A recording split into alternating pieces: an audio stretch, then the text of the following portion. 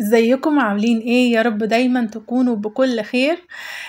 انا عايزه اقول لكم النهارده حاجتين. اول حاجه، انا مبسوطه جدا جدا ان القناه بتاعتي بتزيد اكتر كل يوم عن التاني، وكمان بتتبسطوا كتير بالفيديوهات اللي انا بنزلها، وناس كتير بتجرب الوصفات بتاعتي وبتكون مبسوطة جدا جدا بالنتيجة. تاني حاجة، انا عايزة اقول لكم ان انا بشكركم جدا جدا، وعايزة اقول لكم كمان ان انا فعلا بدور كتير على ان اعمل لكم الحاجات بابسط الحلول وابسط الطرق علشان ما تتعبوش وتدوروا كتير. النهاردة بقى زي ما انت شفت في اول الفيديو هنعمل الليمون المخلل في البيت، وهيكون طعمه تحفة وهيكون زي الزبدة معاكم. اول حاجة، عندي حلة على النار فيها شوية مية بس مش مغلية، مية بس سخنة ودافية، وهنزل فيها بالليمون علشان انا عايزة الليمون ما يتهرش مني، عايزاه كمان يكون ياخد بس السخونة بتاعة الحلة وياخد اول غلوة. تمام. اول سر بقى في الليمون اللي هيخلي المرارة بتاعته تروح ويخليه حلو وما يخليهوش مر قوي، هنحط له معلقة من السكر. معلقة السكر دي مش هتعمل له اي حاجة ولا هتضره خالص، ما تقلقوش. يعني ما تقولوش ان هي هتبقى مسكرة والكلام ده كله، لا، هي مش هتأثر خالص عليها، غير ان هي بس هتحوش المرارة اللي فيها. هسيب الليمون ياخد له غلوة حلوة وبعد كده هنشوف هنعمل ايه. يعني اول ما تبدأ تغلي واول ما تحطوا المية على النار، هي تاخد لها 10 دقايق بالظبط وتطفى عليها. بعد كده صفيت المية دي ما رميتهاش، عملت بيها حاجة هعمل لكم بيها فيديو هتستفيدوا منه جدا جدا وهتشكروني عليه كمان.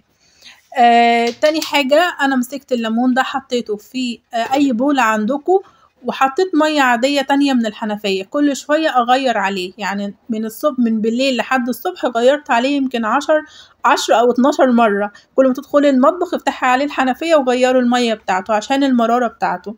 كده خلاص، تاني يوم انا صفيت خلاص المية اللي فيه، واديه في البولة اهو، شايفين شكله بقى عامل ازاي.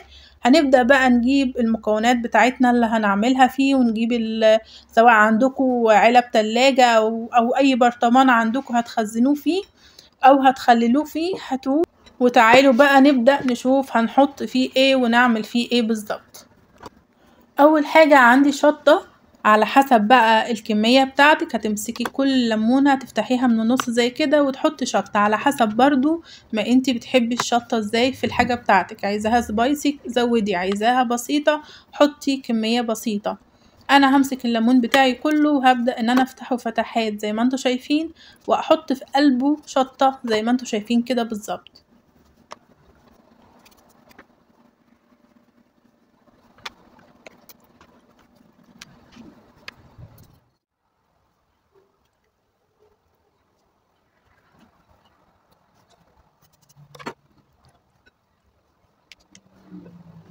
كده خلاص خلصت الكمية بتاعتي يعتبر، ورصيتها زي ما انتوا شايفين في الطبق.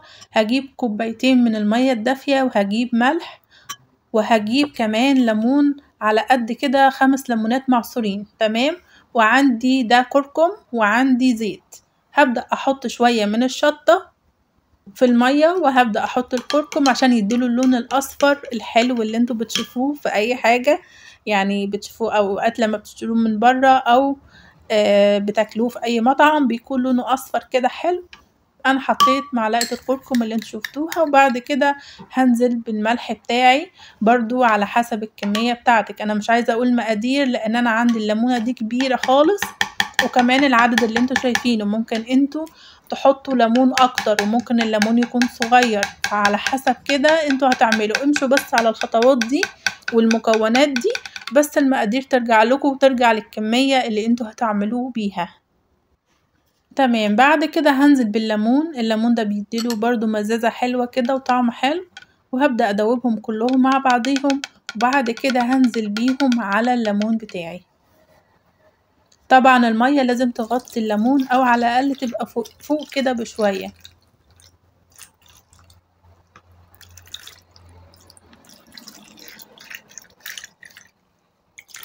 وبنفتح برضو الفتحات ونكب جواها المحلول بتاعنا علشان يبقى جواها وبراها المحلول.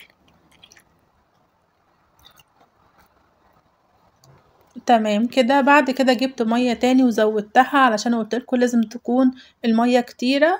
بعد كده حطيت الزيت من فوق زي ما انتوا شايفين كده بالظبط، وهبدأ ان انا احركه بحيث يبقى محطوط على الليمون كله. بعد كده هنقفل عليه وهنشيله، تاني يوم ان شاء الله بالظبط هناكل منه. كده انا سبته ليلة على جنب، وبعد كده هنفتح عليه ونتفرج. اتفرجوا بقى معايا على شكل الليمون وحلاوته، حاجة بجد روعة وطعمه تحفة تحفة وزبدة وحاجة جميلة. شايفين الكركم عمل فيه ايه؟ لونه بجد جميل جدا، وكمان بيديله طعم على فكرة مش لون بس. هنجيب بقى طبق واطلع لكم واحدة تشوفوها وتتفرجوا عليها.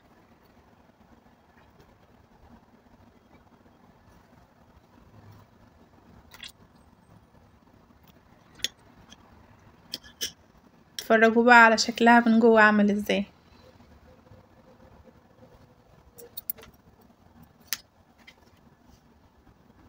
حاجة بجد روعة. شايفين شكلها من جوه عامل زي الزبدة بالظبط. وزي ما قلت لكم المية بتاعته انا ما رميتهاش وما كبتهاش، عملت بيها حاجة هعمل لكم بيها فيديو. استنوا الفيديو ده، واول ما هنزله هحطه لكم في صندوق الوصف هنا كمان عشان تفتكروا تشوفوه. وكمان اعملوا سبسكرايب للقناة وفعلوا زرار الجرس عشان اول ما ينزل اي فيديو جديد تشوفوه.